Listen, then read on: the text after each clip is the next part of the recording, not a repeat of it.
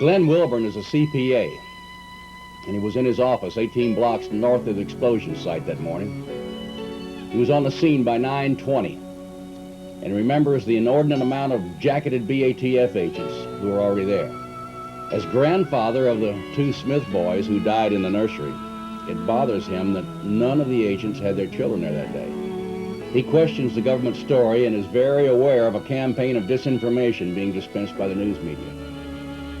We talked about this, his concern about the ever-present rumors about the Middle Easterners and the terrified witnesses who are still refusing to come forward with what they know. We were speaking of the infamous John Doe number 2. Interesting how he doesn't exist, but yet we have eyewitnesses that saw him. And the FBI has been aware of this since day 2. We have 4, maybe 5 witnesses that have ID'd these two being together here in Oklahoma City. It was at the corner of Main Street and Robinson immediately after the explosion. You have a brown pickup that has 2 men in it, one of them positively identified as being a Mideastern type man. And this pickup has since been followed. We followed the trail of this pickup, and the FBI have picked this pickup up from a local apartment house complex, and this pickup was subsequently spray painted yellow and dumped in this area of this apartment complex. And it's our understanding the FBI have this pickup, and they in fact have said that this pickup was involved in the bombing. And it appears to us from witnesses that this pickup was driven and dumped in this parking lot by a Mideastern looking man. We have to wonder what is going on here. Why does the FBI not want to admit or to even be investigating the possibility of Mideast connection? And that opens up a whole bag of worms, because it appears to me if there's a Mideast connection, it requires a response from Washington, an international response. Now we're into the political spectrum of it. And is it just possible that Washington does not want there to be a Mideast connection? And once again, we have the FBI being an image upholder of Washington.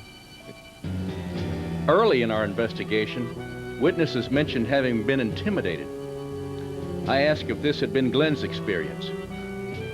I was told that a private investigator in Dallas, Texas, had been told by someone on the inside, and presumably that means someone inside the ATF, that he better not even touch this case.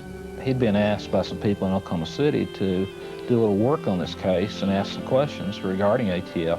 And I was told that the person that he talked to said, don't touch it, don't even think about it, and the people in Oklahoma City that are asking questions are going to be in big, big trouble. During the massive manhunt for John Doe number 2, as amazing as it sounds, we got a call from the FBI wanting to inquire about my 14-year-old son, how old he was and where he went to school at, because someone had told them that he looked like John Doe number 2. Oh my goodness. Now he's 14 years old, and of course I was livid, and I don't know if it's just intentional harassment or if it's simple incompetency on their part, but they did have the audacity to call here. Well, we're still grieving over the loss of Chase and Colton and want to know about my 14-year-old son. The day after Edie's story seemed to expose the ATF's absence, the family was paid a visit by IRS, ATF, and the United States Attorney. But Glenn had a question for them. In the short time they were here, I said, you know, now that we know the significance of April the 19th, we know that to the militia it is a very important day. There are significant things that have happened before on April 19th, and there was a significant thing happening that day on April the 19th in Arkansas. April 19th had a lot of symbolism, and I asked them, I said, you know, as professional law enforcement officers, and it's your job to just try to stay up with these things and know of times when there's danger. I said, did it not occur to you there could be danger that day? That it just might be a bad day somewhere? And of course, both the ATF agents said absolutely not. But very interesting, after the meeting and 2 hours later at noon, I'm watching television on CNN. And of all things, I see Mr. Beerball from CNN interviewing John McGaugh, the head of ATF out of Washington, D.C. And it's kind of deja vu, because Beerball asked the exact same question to Mr. McGaugh that I had asked to the agents in my living room that morning. I was very concerned about that. We did some things here in headquarters and in all of our field offices throughout the country to try to be more observant. But it was primarily, we didn't anticipate something like this. We were thinking about, demonstrations and things like that. He saw this only 2 hours after his morning meeting. What were his feelings? I'm assuming they lied to me. Somebody lied to me. Either McGaw lied on national TV or the two guys in my living room lied to me. Somebody was lying that morning. It occurs to me.